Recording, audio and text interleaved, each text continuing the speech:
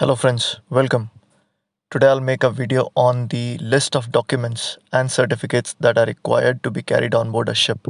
And before we start, I would like you to know that there is Annex 1 of Solas, where the complete list of documents and certificates required to be carried on board ship are given.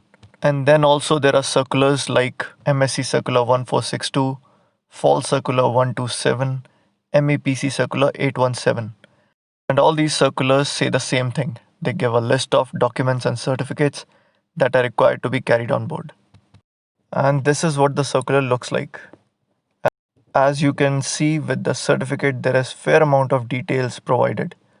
Like for the Loadline Exemption certificate, there is 1988 Loadline Protocol Article 16 and Loadline Convention Article 6. It also mentions which all ships require which particular certificate, so I'll not go into that detail in this video. The purpose of this video will be to make you memorize all these certificates and documents as much as I can, and in a certain sequence that you can easily say this to the examiner when you're giving the oral exam. So now let's get started. So during an oral exam, when the examiner asks you a question about the list of certificates and documents, you can always refer Annex 1 of Solas and any of these circulars number that you can remember. This will give a fair good impression that you know where to extract the information from. And then you can just start speaking as much as you remember. And here is a story that will help you remember most of these certificates. So imagine a scenario where there is a Chinese ship in a port and there are PSC inspectors walking towards it to make an inspection. While they're walking towards the gangway, they talk among themselves that ship is huge. What is the tonnage of this ship? So it's a Chinese built ship, huge tonnage. So International Tonnage Certificate. And this certificate is as per International Tonnage Convention 1969. And as they're closing into the gangway, they see something is dripping from the ship's hull. They look up and they see there is a man sitting on the bosun chair painting the ship. And this same paint is dripping down in the water, causing a lot of pollution. The angry inspectors shout above at the person, "Hey, what are you doing?" And the guy looks down and says, "Oh, I'm painting the load line." And this is your cue for the certificate, which is International Loadline Certificate as per the Loadline Convention 1966. And the inspector says, "Stop, stop. You cannot do this kind of painting inside the port. Go out of here." And the guy who's a Chinese guy who's painting, he says, "What? Are you going to give the ship Loadline Exemption certificate?" Which is as per Protocol 1988 to the Loadline Convention. And then further, the inspectors notice that this guy is not even wearing a safety harness. And then they ask him, "Why are you not wearing the safety harness? Tell your man to lower the safety harness." And the man replies, "There is no one. I work alone." And now the inspectors had found enough evidences that the ship is not safe. And then they were charging towards the ship with absolute clear intention to do a more detailed inspection. And when they reach the gangway, there is nobody to escort them. There is nobody to ask them a question. And obviously, this was a security non-compliance as per ISPS code.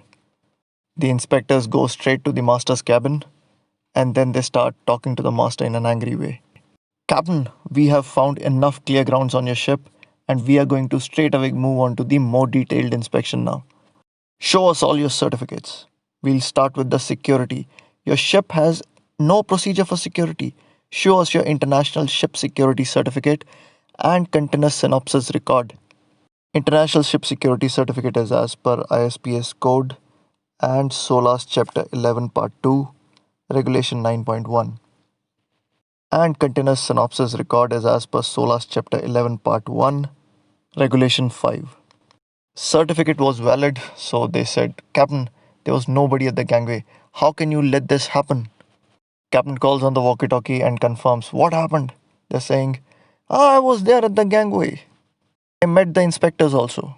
And the inspector said, "No, nobody met us." And the man on the radio replies, "No, I was on the bosun chair when I met you.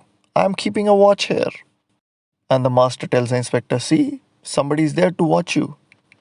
Then the inspector say, "Master, there is enough breaches on your ship. This man was painting alone on the ship. He is also keeping a gangway watch without making any entries. How is this possible?" I think it's time that you show us your minimum safe manning document. And this is required as per Solas Chapter 5, Regulation 14.2. Even that certificate looked fine, so the inspector says, Master, so far it's all okay on the certificates, but your management is not good. I doubt whether you have the correct training as per STCW. So show me all the certificates and documents of masters, officers, and crew. These certificates are required as per STCW 1978, Article 6, Regulation 1 Part 2, also STCW Code, Section A Part 1. And as the inspectors could see, there was ISM non-conformity. The inspectors asked the master for document of compliance and safety management certificate. A copy of document of compliance is required as per Solas Chapter 9 and ISM Code Para 13. And safety management certificate same, Solas Chapter 9, ISM Code Para 13. Then again, the certificates were valid, and the inspectors were saying, Master, you have certain procedures. You have the certificates that you follow ISM code, but we don't see it in the practicality. A crew has the audacity to cause pollution while they are inside the port. I wonder what they must be doing when they are at sea.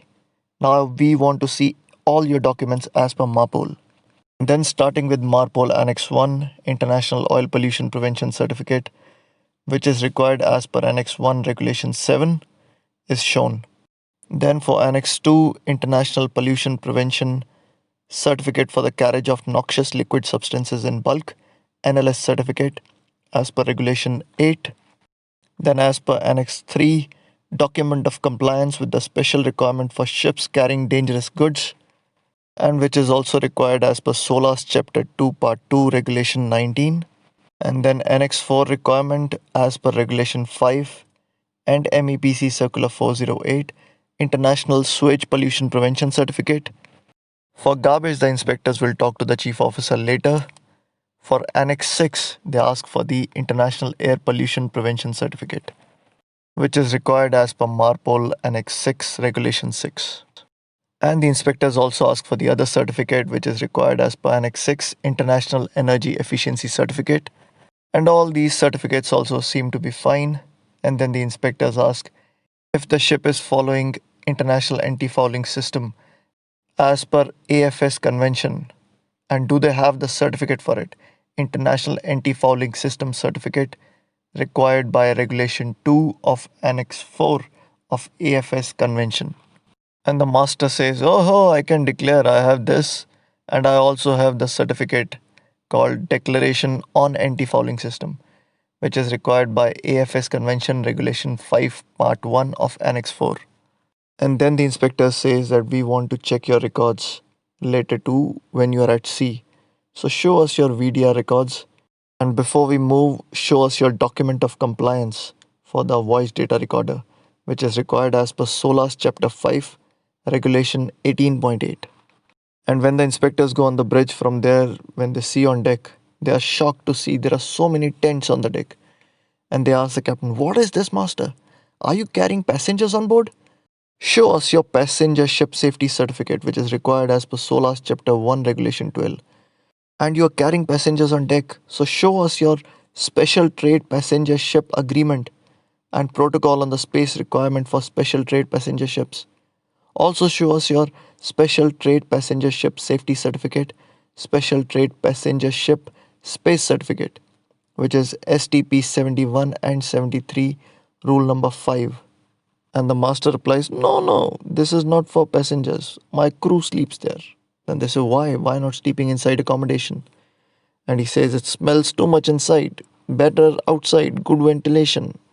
Then the inspectors feel it's not safe. And they say, okay, Captain, show me your cargo ship safety certificate. And this cargo ship safety certificate is as per 1988 SOLAS Protocol, Chapter 1, Regulation 12, which is basically a combination of 3 certificates, which was called Cargo Ship Safety Construction Certificate or SafeCon Certificate, and Cargo Ship Safety Equipment Certificate, and Cargo Ship Safety Radio Certificate. So the construction, equipment, and radio combined together is called Cargo Ship Safety Certificate alone. Then on the deck, they also see there are a lot of grains which are being loaded. Then they ask the captain, Master, your ship is a tanker. Why are you loading so many grains?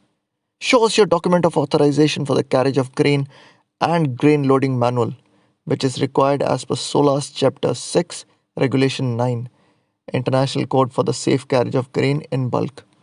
And the master replies, No, we are not carrying as cargo. This is for eating. And the inspector says, So much? It's a huge quantity, master, cannot be for eating. Then the inspector says, Oh, Captain, your ship is too risky. What you're doing is beyond our understanding.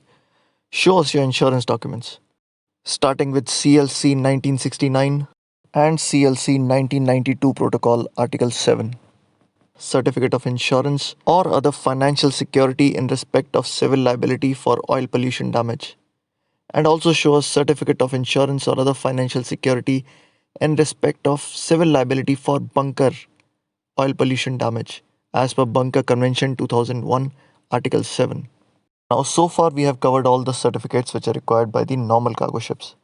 Additionally, for chemical tankers, there is a requirement for certificate of fitness, and same is required for gas tankers. I would like to point out that for gas tankers and chemical tankers, there are two different kinds of code.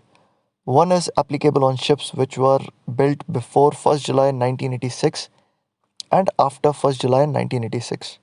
The old chemical tankers, they follow the BCH code, and the new chemical tankers follow the IBC code. Similarly, the old gas carriers comply with GC code section 1.6, and the new gas carriers follow IGC code section 1.5. And the International Certificate of Fitness for the carriage of liquefied gases or dangerous chemicals in bulk is carried as per the code which is applicable to it. For the chemical tankers, I have already covered the International Pollution Prevention Certificate for the carriage of noxious liquid substances in bulk when I was discussing the whole Marpol series. Additionally, the ships which are carrying dangerous goods I've also discussed the document of compliance with special requirement for ships carrying dangerous goods. And this is where I stop the video, where I've covered all the certificates for the ships. I hope this story was very useful for you to remember these certificates in sequence. And if you have any feedback, suggestion or comment, then please do write down below. I'll make a part 2 video of this in which I'll cover a list of documents that are required to be carried on board all the ships as per the same circular. All the best for your exams, and as always, thank you for watching.